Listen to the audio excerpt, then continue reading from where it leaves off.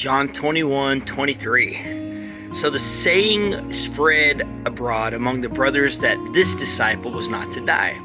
Yet Jesus did not say to him that he was not to die, but if it is my will that he remain until I come, what is that to you? Now, Jesus had just restored Peter, after Peter's denials, and Jesus had just told him, how he was going to die, but that he was going to be an influential leader. And then Peter kind of gets distracted and looks over to John and looks at Jesus and says, "Hey, what about him?" And so then Jesus responded with basically like, "What's it to you?"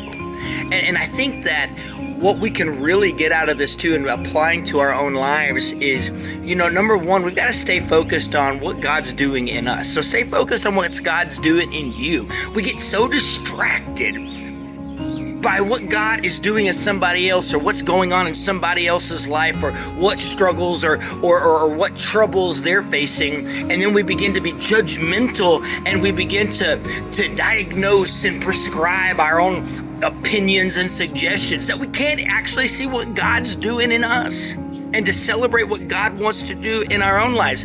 And so we can't compare ourselves to others. Peter's like, "What about him?" And God's like, "Don't worry about him. Look at you, what I'm doing in you." When we compare ourselves to others, not only do we get distracted, but we do get judgmental. And then we can get bitter, and we can become divisive. This can happen in the church, the workplace, in school, in your family.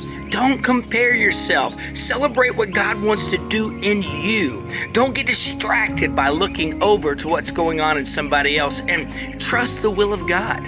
He even said, "If it's my will that he remain until I come, what's that to you?" He's not saying this is what's going to happen, but if it's my will, trust the will of God. When we don't trust God's will, we give into worry and the tendency to take control that we weren't intended to have.